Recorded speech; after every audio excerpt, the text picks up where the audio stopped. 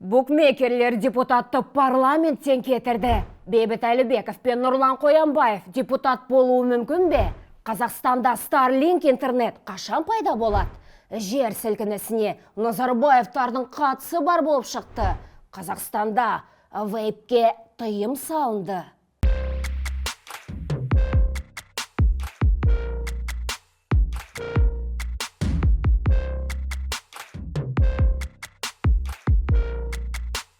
Сәлем достар, бұл білгендері және мен Эльвира Иванова. Осы және өзгеде жаңалықтар алда, әзірге каналымызға жазылып, лайк басып, пікір қалдыруды ұмытпаймыз. Ал біз бастайық.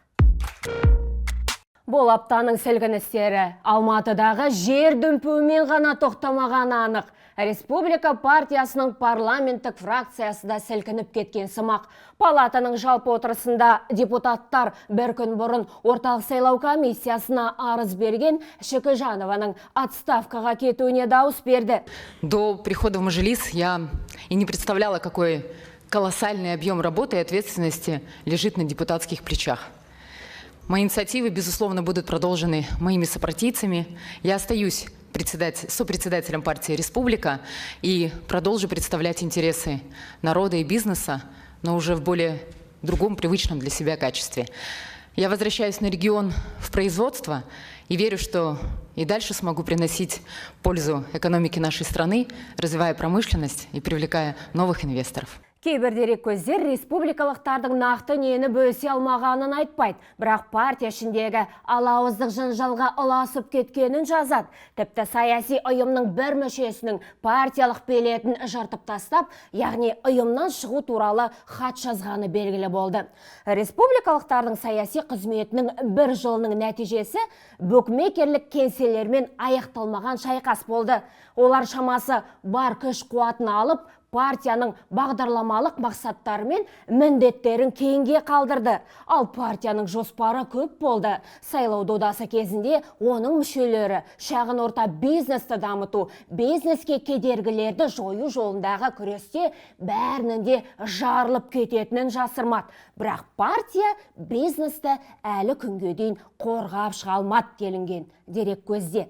Республика партиясының төрағасы Айдарбек Қожаназаров Динара Шөкежанованың өкілеттігін тапсыру туралы пікір білдіріп, орнына кім келетіні жөнінде айтты. Динара Шөкежанова на самом деле очень давно уже говорила о том, что хочет вернуться в бизнес, но она должна была завершить те начатые ее инициативы. Она их благополучно завершает, поэтому опять возвращается. То есть конфликт будет с вами, это слухи? Конфликт со мной нет. Да, некоторые источники сообщали, что вот именно с вами какой-то конфликт. Противостояние в партии «Республика». Нет, Динара Шөкежанова, во-первых, это мой очень хороший друг, в первую очередь, с которым мы дружим намного раньше, чем создание партии «Республика». Будем дружить дальше, и поэтому Динара Шөкежанова и остается сопредседателем, и это полнейшие домыслы. Борьбы за лидерство партии не было? Нет.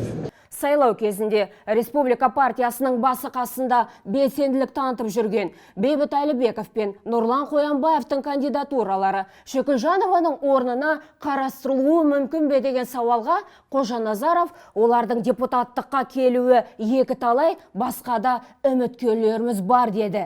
А кто-то изъявлял уже желание из партийного списка, что я бы хотел? Вы знаете, у нас партийный список больше состоит из предпринимателей, и больше изъявляли желание, как можно, пожалуйста, меня не рассматривать. Бүгін мәжілістің жалпы отырысында байланыс, цифрландыру және ақпараттандыру саласының инвестициялық ахуалын арттыру мәселелері бойынша заң жобасы бірінші оқылымда мақұлданды. Заң жобасында салалық шешімдерді цифрландыру үшін құқықтық жағдайлар енгізілген. Мәселен, жаңа туған нәрестеге ЖСН бекіту және басқа да іс-қимылдар ескерілген. Таратылған мәліметке қарағанда, жеке деректерді жоғалту қаупін болдырмау үшін бала туғаннан кейін бірден, яғни алғашқы 20 минут ішінде жеке сәйкестендіру нөмірін беру ұсынылды. Осылайша алаяқтық және адам ұрлау сияқты заңсыз әрекеттердің қаупін азайту қарастырылған. Бұл туралы депутат Екатерина Смышляева баяндады. Заң жобасында салалық шешімдерді цифрландыру үшін құқықтық жағдайлар да енгізіледі.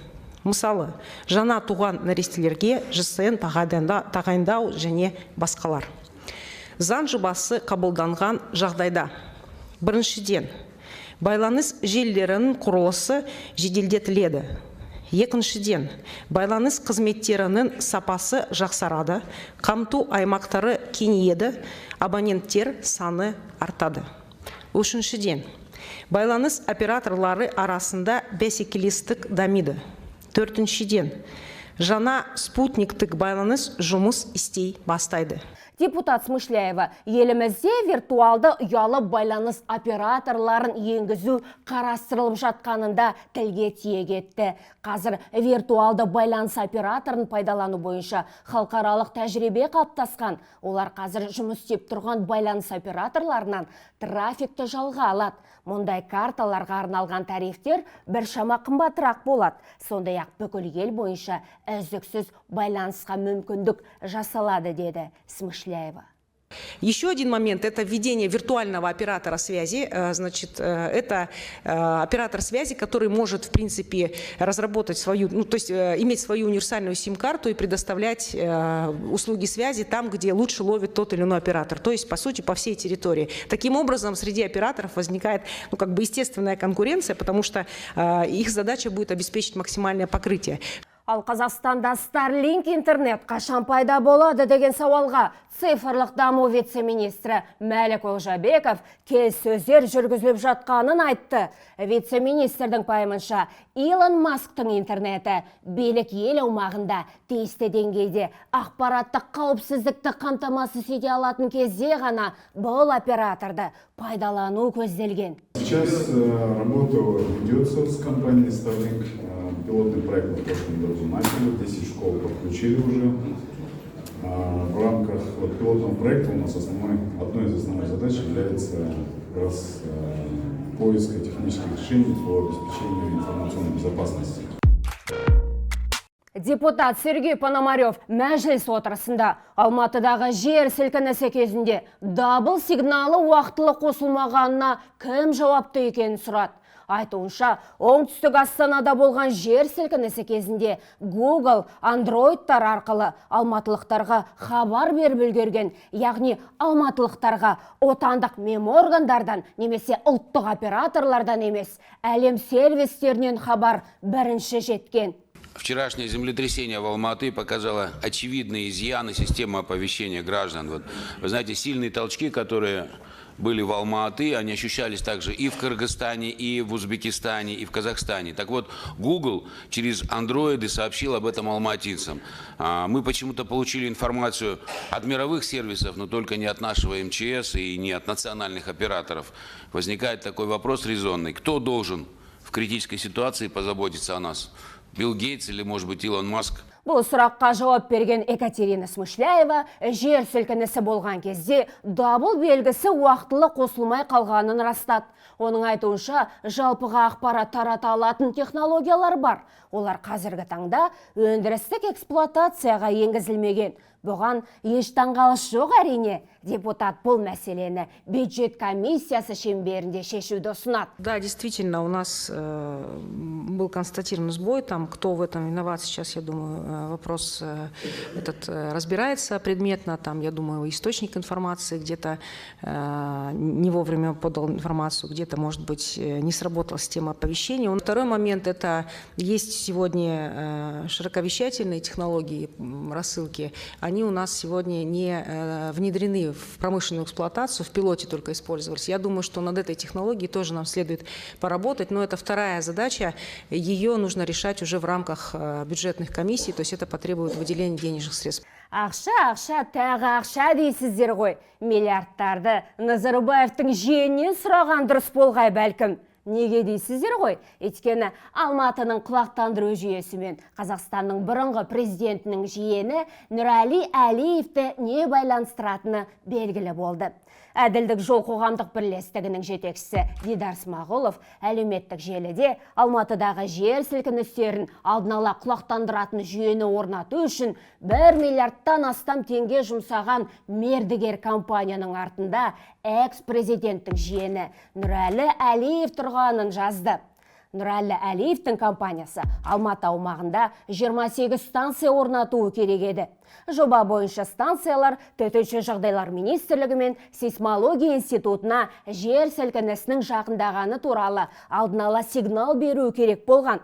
Сыбайлас жемқорлыққа қарсы іс-қимыл агенттігінің ресми өкілі бұл ақпараттан құлағдар екендерін айтып, материалдар өкілетті органға тексеріске жолданды.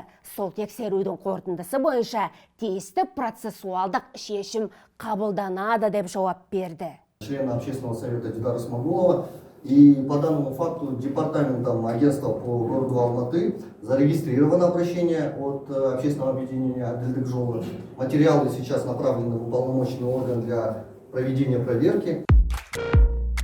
Парламент мәжілісінің жалпы отырысында депутат Бақытжан Базарбек, үкімет басшысы Әлихан Смайыловтан еліміз зілзала апатына дайын ба деп сұрады. Алматылықтар орын алуы мүмкін жер сілкінісі туралы хабарлама алмады. Тұрғындар басында әбігерге түсті. Бойын үрей билеген халық жапа-тармағай сыртқа ұмтылды. Тіпті көп қабатты үйлердің терезесінен секіруге дейін барды. Көліктермен қала сыртына шығып кетпек болғандарда есеп жоқ. Оның соңы ұзын сонар кептеліске ұласты. Жер сілкінісі туралы ақпараттық ескерту жүйесі жұмыс жасаған жоқ. Ондағы сыбайластық жемқорлық белгілерін орын алғандығы туралы ақпараттарда түсіп отыр.